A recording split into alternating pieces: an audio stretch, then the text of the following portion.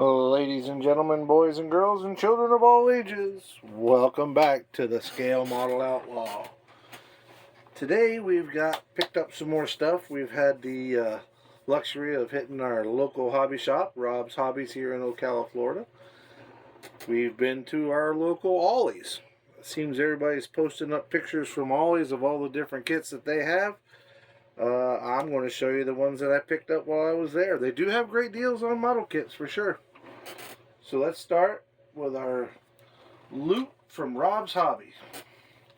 Can't never go without getting your new Fine Scale Modeler magazine. That's a must, gotta have that. Haven't read it yet, so I can't tell you about the articles, but as soon as I do, I'm sure we'll can chat about it.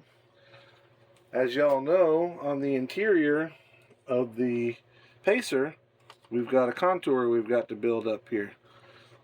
Got a radius, I should say a radius that we need to go around. So I was going to take a regular piece of styrene, flat styrene, cut slices in it, bend it around, go around and work that way. But on my visit to Rob's, found out Evergreen done all the work for me. I don't know if you guys can see that. I'm trying to hold it down here without it being off camera, but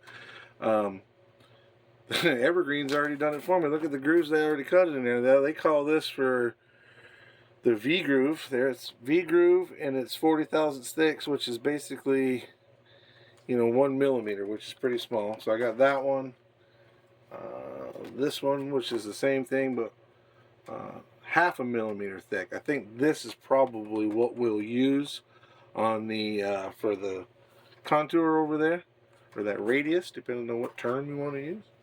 And then I got some regular thin, half millimeter thick, without the grooves cut in it. Great stuff. Thank you, Rob, over at Rob's Hobbies here in Ocala, for hooking us up there. Next up is some Amazon stuff, guys, and I don't give out prices on the Amazon stuff because it changes so often. I'll give you some ballparks on different things, but I needed a new little heat gun, so I picked this one here. I paid less than $15 for this. Again, Amazon Prime, it was here in a couple days. I'm pulling it out for the first time, to be honest with you. I've not even had a chance to open it up yet, so we get to check it out together. I like the idea of having the cover that's actually for when you're soldering, is to make solder a connection together, but got a little stand to sit on, so if we set it down, we don't burn our table up. But it's hot air, not a real flame, so that helps us to control. I use this a lot when I'm doing scratch builds, modifies, that sort of stuff. So like I said, I got $12.99, $15 I think I paid for it. Not a lot of money, probably not the greatest one they ever made, but will do the job for what we need. I don't need an industrial grade, I just need one that'll melt some plastic a little bit for us. Next up, came from Amazon as well, for our airbrushes. It's basically a little paint strainer. I got 2 packages of them, but this one's the same thing. It's a little paint strainer for those guys that do paint work. You've seen them pour the paint through a strainer as it goes into the air gun. Well, this is the same thing, and I'll tell you why I got this. I'm sorry, I'm holding it sideways. I'll tell you why I got this. I love the Army Painter acrylic paints, but if you're not really, really careful, wipe the tip off, wipe the inside of the cap, and it's not just Army Painter, it's any acrylic paint. If a piece of that, once it dries, it turns very rubbery, and if a piece of that comes off the inside of your cap, off of the nipple on the bottle, and ends up in your airbrush, it will jam up your airbrush with a quickness, but not before it ruins whatever you're painting, because you go from painting real nice, everything's laying down like it's supposed to, and all of a sudden it starts spitting like a llama. It ain't worth a darn. So this works really good to strain it out. I'm excited about using these. They are reusable. I probably use it solely on acrylics because of that. Maybe on the scale finishes stuff, but their product's so great. I'm sure that's already been screened 1,000 times before it got here. So, all right. Next up, again from Amazon, guys. I think I paid less than $5 for the 2 of them. It just takes forever to get here. The Amazon stuff, like I said, the prices change on it so fast, and different sellers, and You know, actually, I think these actually the airbrush strainers came from eBay, and eBay's real bad about that. I mean, it's great. You just got to poke around, find the best price. They're out there. Green Stuff makes it. This Green Stuff World makes it. It's a good product. I haven't used it yet, but I get what it does. It should work fine. It's 200 mesh and 150 mesh, so you got two different ones. Probably the 100 mesh will be plenty for what we do, but there it is. We got it. Next up, I know this one came from Amazon, and I want to say it was like $8, but little paintbrush holder. My little cart over here hasn't really been doing the job the way I'd like it. So probably the next video, you'll see all my paintbrushes lined up in there. And what I liked about this one is if I want to move the paintbrushes over here, because I might be using different ones, I can pick it up, move it, put it back. And then I can keep all my other products over there. Pretty excited about that. Alright, next up is our trip to Ollie's. Oh, wait, no, I'm sorry. We also went to a discount, I guess you got a home goods place. And why would I want that? Well, I don't want the big one. I'll give that to the missus. I want to take the little one that's in here, and that will be what I use to lay down flocking. You put flocking in there, shake it over whatever you got, you know, your carpet, your interior, your door panels, whatever it is you're flocking, and you'll have a flocking good time using this tool. I hope anyway. I'm going to try it and see how it works. If it's too big, then I'll get something else, but I kind of like that one.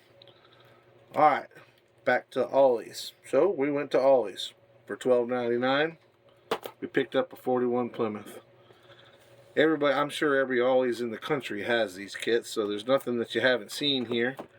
But that's a pretty cool kit. The last time we did this, we had the 49 Ford that I told you I was going to do as a moonshiner car. I will most likely do this one up in the same, with the same idea. Be like a moonshiner car. I love that era, and they use these cars back then to do that. So maybe have a whole series of moonshiner cars one day. So there's that one. Alright, next up from Ollie's, 72 Chevrolet pickup truck. As I've said before, guys, I'm not a huge fan of GM, but that truck's pretty cool. I like it. We'll build it up, do something with it. Might slam it to the ground, make it a lowrider.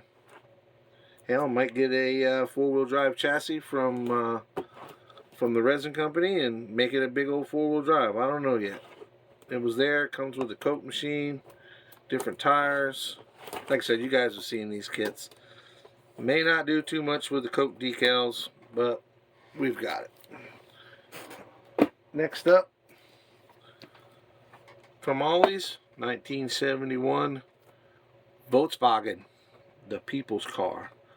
Again, it's a Coca-Cola done, and everybody's seen them. They're done to death. But this one, I'm pretty positive that I will do in a Baja style. I saw a Baja kit that was made, a resin Baja kit that was made for this AMT 71 Volkswagen, and I'm an off-road guy, so I will probably, no, I'm going to do that in the Baja style. Also, we stopped by a friend of mine that owns a vintage toy store, and he's got a few model kits. He doesn't have a lot of stuff, but he's a really good guy. He's been a friend of mine for a while, so we try to go in and support him and get some stuff. But we picked up the Z28 cartoon type Camaro. I hadn't seen this before, to be honest with you, until I walked in there. Look at there, Playboy Bunny down there. That's cool. I didn't see that till just now. I hadn't seen this car or this kit until I walked in there to Vintage Toy Store, or Vintage Toy Universe here in Ocala, and I saw it, and it was pretty cool. I'd seen the snap together ones that I think AMT or Revell or one of them did. I don't know for sure who did. It might have been Revell, but they were cartoony, so those were snapped together. This is an actual glue together one, so pretty excited about that. That looks like it'd be one of those slump buster kits. Looks pretty simple. So if we get into a slump, maybe we'll do that one and have a little fun with it. The next one up, if I'm honest, I probably never would. I got this one from Vintage Toy Universe in Ocala. I probably wouldn't have bought this if it was just me, but my girl's into creepy and different, and she had to have the glow-in-the-dark skull creepy tee. After checking it out, it's pretty neat with the triple blower setup on it, big old fat tires, the glow-in-the-dark skull. I will probably get her to do, she does a lot of craft work, and she makes some really neat stuff out of bones and skulls, and she's just into that. That's why this suits her so well. But I'm going to probably get her to paint up the skull for me, and then maybe we can do a collab on this one. But they're a cool looking little car. Like I said, I probably wouldn't have bought it for me, but I like it. I think it's pretty damn cool. Alright, so also, we've talked about my mysterious friend that does resin and has some kits for sale, and, well, we picked up some more kits from him. We'll start off with one of my favorites. It's another J.R. Salvino's. This is the 71 Chrysler Plymouth for Petty. Love these cars. Love the J.R. Salvino stuff. They're amazing. And thanks to my mysterious friend that wants to stay anonymous, got a really good deal on it. So excited about that one. Got another one of the Ford Torino Talladega. This was a one-year car. He got, understand that the Petty family, or the Petty Enterprises, will say, got mad at Plymouth Chrysler because they wouldn't let them do what they wanted to do, so they ran a Ford for a year. I actually have this kit already. If you watch the organized video, you'll see it up there. But the one I have is open. This one is not open. So this really cool kit car. Looking forward to getting it done and getting it up there on the shelf for now anyway. Next up is another one that we have, but it's a cool car. And again, when you get deals like we're getting on these, you can't help but to pick them up. But that's the 1969 Bobby Allison Mercury Cyclone. Ford race cars, and, well, Chrysler's Plymouth Dodge is my first favorite. And right after that is Ford. So we got a lot of different stuff. That's a Torino, or I'm sorry, a Mercury Cyclone. Cool car. It'll get done. Put it up there with the other one. Polar Lights, they make good kits. I'm pretty happy with them. This next one is a Pro Modeler. I've actually got this car as well. Again, you get a deal like he was offering. You buy them all. But that's the 426 69 Dodge Charger Daytona 2-in-1. It's an AM, judging by, I think it's an AMT kit. Manufactured by somebody, Revell. I'm sorry, it's a Revell kit. Pro Modeler by Revell. There it is. I'm blind as a bat. Look at that. But you can do it one of two ways. Apparently, you can do it the stock. There it is. There's the stock. And then there's the race car version. Pretty excited about that. Alright guys, well that's all we got for today. Unless you want to see my new bag of socks. I got a new bag of socks while I was at Ollie's. Pretty sure you don't want to see that though. Alright guys, if you like what you see, please, please, please hit that subscribe button.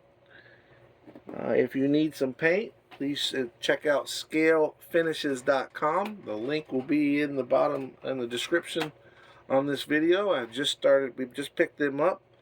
They are kind enough to give us a 10% discount. Just punch in Outlaw 10, all caps letters, or just go to the description and I'll have it in here. Thanks again guys. Hit that like button, hit that share button, mash the bell, and please subscribe. Y'all have a good one. Be safe.